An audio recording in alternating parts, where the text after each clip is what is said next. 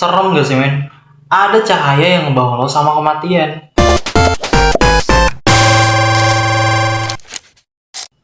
Halo guys, selamat datang di Story Time with Ardian.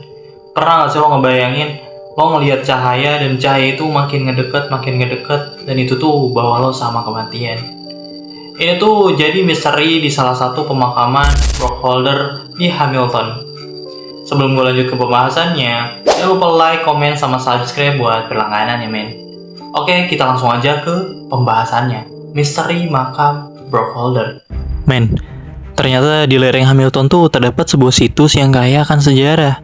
Tetapi kalian gak akan sadar, pemakaman Brockholder dan pemukiman di sekitarnya mewakili awal mula komunitas Ice Mountain dan menyimpan beberapa sejarah kelam bagi Hamilton.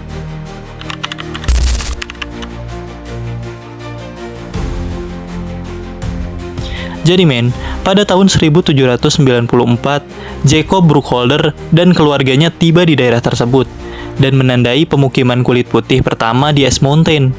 Meskipun mereka adalah bagian dari migrasi Pennsylvania Dutch, mereka jelas bukan Amish, sebuah kesalahan umum tentang keluarga ini. Permulaan mereka hampir menjadi akhir mereka. Lo tahu nggak?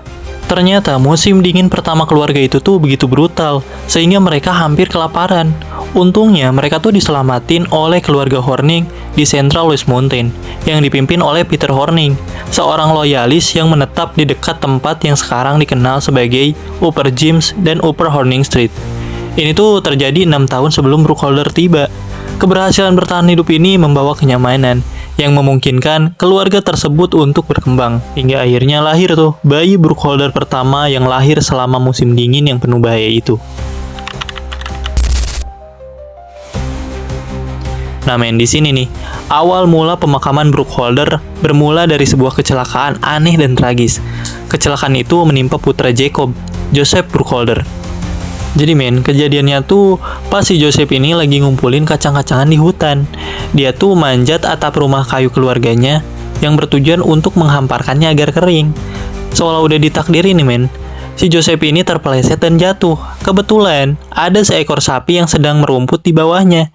Jadi alih-alih jatuh ke rumput, Joseph tuh malah jatuh ke atas punggung sapi itu. Dan pukulan itu tuh mengenai bagian tengah punggung terlebih dahulu, sehingga melipat tubuhnya hingga terhimpit di atas hewan tersebut dan mematahkan punggung Joseph.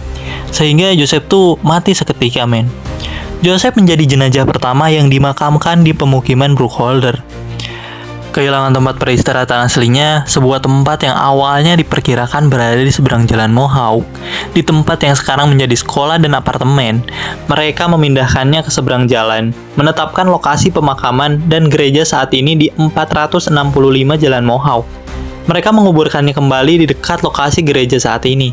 Namun, lokasi pasti batu nisannya tuh telah hilang di telan waktu men.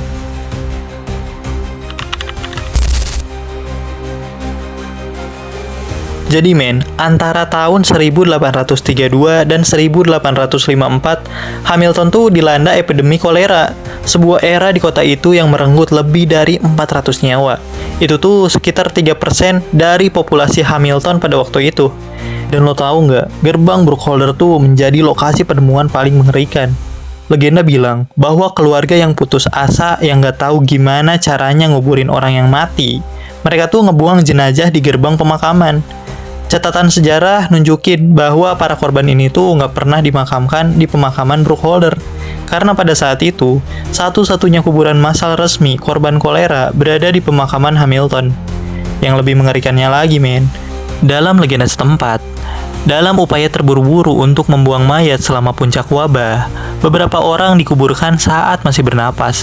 Belum terbukti sih men, namun ada seorang wanita dari era itu bilang kalau keadaannya tuh lebih buruk dari yang diperkirakan. Mereka tuh hampir ngubur jenazah-jenazah itu selagi mereka masih bernapas men.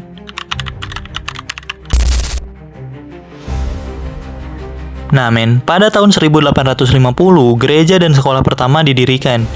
Gereja putih kecil itu akhirnya digantikan oleh bangunan modern yang ada pada saat ini pada tahun 1950-an.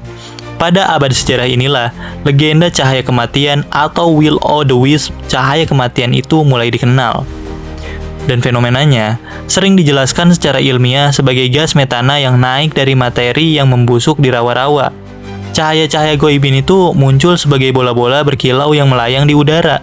Pada tahun 1936, fenomena tersebut disebutkan dalam surat kabar Hamilton Spectator. Dilaporkan sebagai cahaya aneh yang terbang di atas gereja Bruckholder. Sekarang, sebagian orang mungkin mendengar materi yang membusuk dan mengira itu adalah kematian di kuburan. Namun hal ini tuh nggak dipercaya tuh oleh masyarakat umum. Menurut cerita rakyat setempat, tidak ada gas alam yang merembes dari bawah tanah. Namun, cahaya itu tuh muncul di atas gereja pada malam hari, semakin terang saat melayang menuju sebuah rumah di dekatnya. Mereka percaya bahwa dimanapun cahaya itu berada, kematian akan terjadi di dalam rumah itu dalam waktu 1 hari. Dalam bukunya yang berjudul Haunted Cemeteries, penulis Hendrik Tay menyoroti Bruckholder sebagai lokasi utama untuk kejadian supranatural, memegang keistimewaan langka dalam cerita rakyat Kanada. Seringkali itu tuh hanya dibandingkan dengan pemakaman Drummond Hill di Niagara Falls. Bukit Drummond memiliki keunikan tersendiri dalam hal energi gaib, sebagai lokasi pertempuran berdarah dalam perang tahun 1812, tempat 250 orang tewas secara tragis. Meskipun rumah-rumah kayu asli pemukiman Bruckholder telah lenyap, untungnya sejarah tersembunyi ini telah hidup. Ironisnya melalui hantu-hantunya, men.